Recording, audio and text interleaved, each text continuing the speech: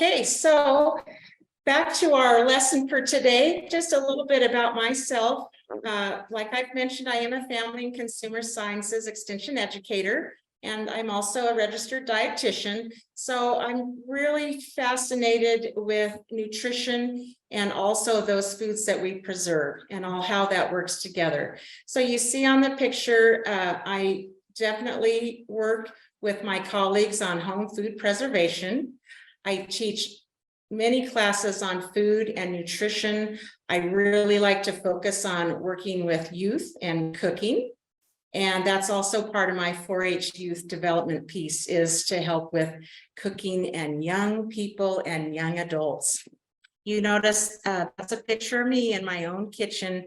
And I want to say I'm doing some jam from our own trees. So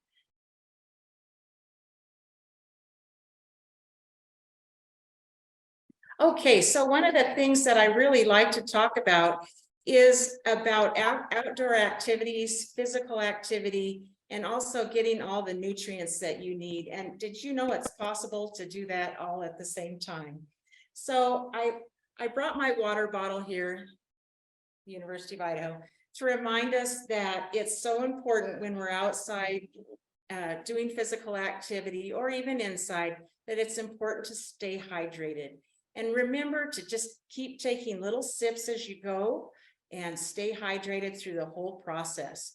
You might notice that picture of the kayak. Once again, that's me. I love to kayak, and you might think, well, that's in water, you know, how are we going to get thirsty? But it gets hot out there. And I usually don't like to tip over. So I do like to have my water with me as I go. Some of the things I always consider, besides all the safety equipment with kayaking, are snacks. And trail mix is a great snack to take along. It's lightweight, has lots of energy. I can put it in a Ziploc bag. It won't get wet, you know, if I get some water in there. And along with that as well is dehydrated fruit. And that's what we're going to talk about today, is dehydrating apples. And there's so many fruits that we can dehydrate, but today we're going to focus just on apples. They're tasty, nutritious, they're high in fiber, have lots of vitamin C, and they just fill you up and give you lots of energy. So as you notice here, the dehydrator in the picture is one that both Grace and I have these in our offices, and we've taught many classes with them. The thing that I really want you to look at closely, though, is you see the thermostat, or the little dial down at the bottom. And if you're getting ready to purchase a dehydrator for the summer season coming up, really get one with a thermostat so you can set the dial on the correct temperatures that we're going to talk about here in just a minute. So dehydrating, as you might know, is just such a great way to preserve food. It's very popular through this process. It adds variety to meals and snacks because you can dehydrate not only fruits but vegetables, and they're just a great addition to any food. It's a great way to keep nutrients from being destroyed in those foods when you dehydrate them. And, you know, when I talk about nutrition, I always talk about variety. And even if we're out kayaking or running or walking or hiking, remember, variety when we talk about food, and variety of foods means that we're increasing the nutrients that we get if we kind of get out of our comfort zone and try some new foods. And that's where dehydrated foods come in. Easy to carry, easy, you know, to take with you, and they'll add lots of nutrition to your day. Dehydrating is really simple. I'm not going to lie. It's just so much fun. And I'm going to show you this handout. It's in your link below. And it's an excellent handout, and it has everything you need to know about getting started with dehydration. It's easy to learn. The other thing about dehydrating foods is it can be very low cost. You know, if you get those from your own tree, or you see a special at the store on apples, things like that, you can really dehydrate foods for a low cost, and they're easy to store. They take up less storage space, absolutely, in your house, but also maybe in your backpack or in your bag that you're carrying along for some of your outdoor activities. Okay, so let's go to our demonstration of drying apples today. Okay. Here we go. Okay, so let's start over here. So we will be talking about dehydrating apples. And you know, any apples work. We work with so many people that, you know, they love apples. They get apples at the store or people give them to from their own trees. And so any apple will do. And we like to have nice, fresh, washed apples here to start with our dehydrator process. Of course, you want to have a nice dehydrator here. Grace has this fancy one. Can you show us, Grace, the dehydrator? Her dehydrator here in her office is super nice, super fancy, and it works great. But those ones that you can purchase at home are also excellent, easy to use and easy to store. So that's just something to consider. So I'm going to show you all just through the process of dehydrating apples. And let's start by getting the core out of the apple. This is like the best part. Oh, I think we need a little oil, don't we? All right. Okay, are you ready? Here we go.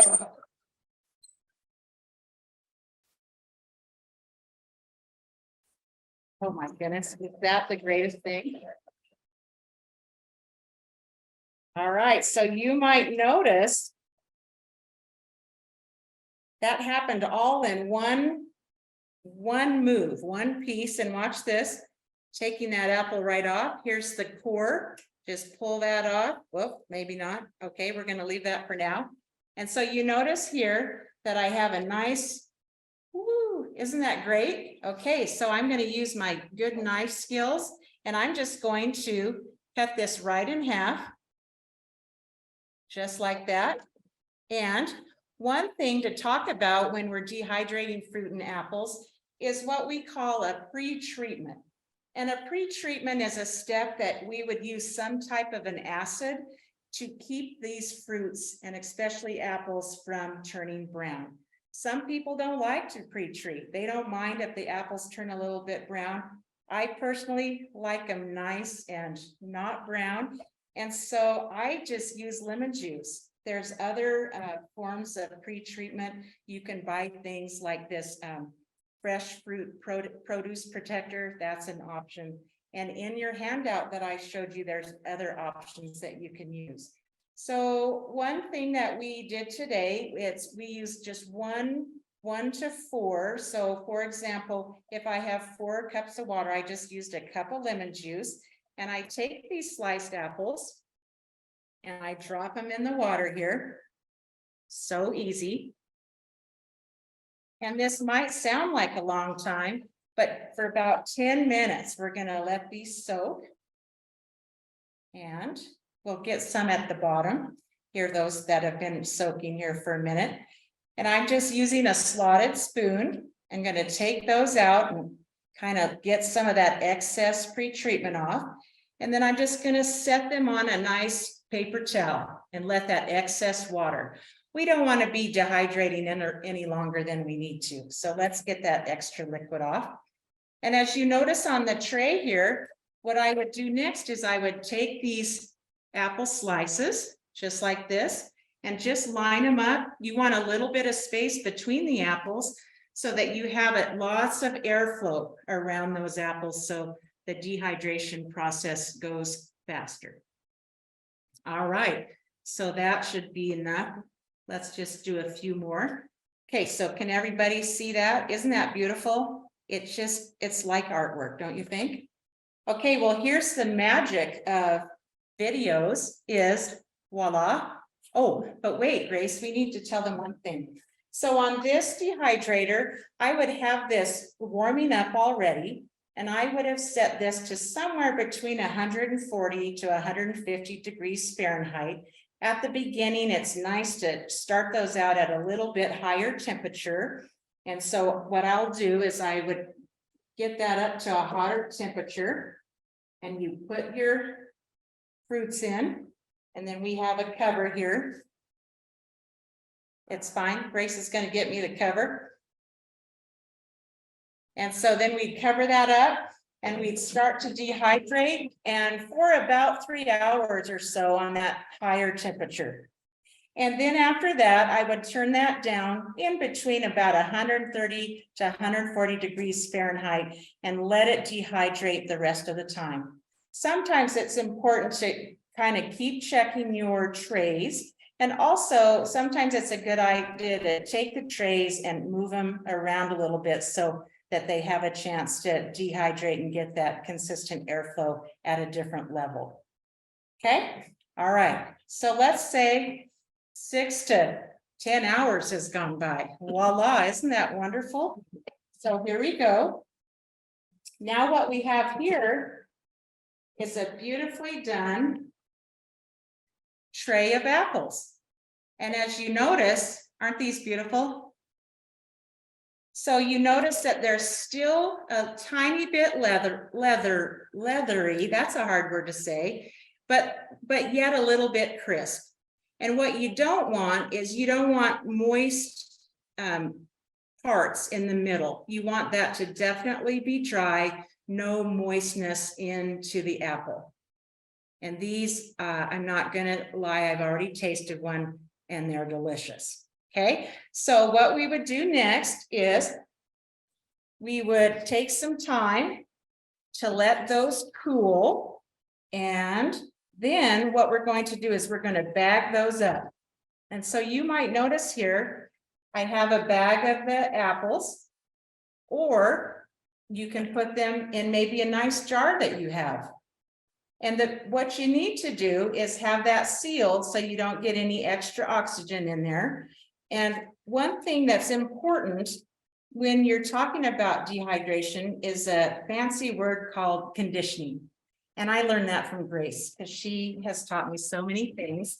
And so let me show you what that means. So sometimes you might have some of the fruits that have a little bit of moisture left into them. So if those are sitting on the counter or, out of the way, because families will come by and eat those if you're not careful. So every few days, what you'll do is you just come by and you shake them a little bit and you move them around, or you take your jar and you shake it and you move it around. And what that does is it redistributes the moisture that may be in those apples. So some of the drier parts of the apple will get some moisture and that'll even it out. And that will slow down how quickly these apples will go bad. That's not quite the fancy scientific word. Deteriorate. Thank you, Grace. And it just keeps your dried fruit a little bit longer. Okay, so now here is a very exciting part of today's demonstration. And wow, look at this beautiful bag. And you might notice here I wrote cinnamon sugar on here. And so did you know that you can add cinnamon sugar? And Grace, could I ask you a question? Is that done prior to putting them in the dehydrator? So when they're still a little damp, cinnamon sugar was added to the damp apples and then put in the dehydrator. And let me just tell you, these are so tasty. And when I asked the nice person who might be on this call, so what the recipe was, it was just kind of one of those, whatever you think is right, whatever color you like, you just mix the cinnamon and the sugar together, and whatever your preference is, you sprinkle that on the apples, and it just gives a nice additional taste. So anyway, don't forget to condition, and I think we're looking pretty good. I think I'm done with my demonstration unless there's any questions. Yes, there is one. Okay, and I got Grace here to help me if I need help. So someone asks if they don't have a dehydrator, what can they use to dehydrate That's a great idea. So you can dehydrate outside, right? Grace, do you want to come over here and help me? She's so excellent. She knows all the ins and outs. This is Grace. Hi.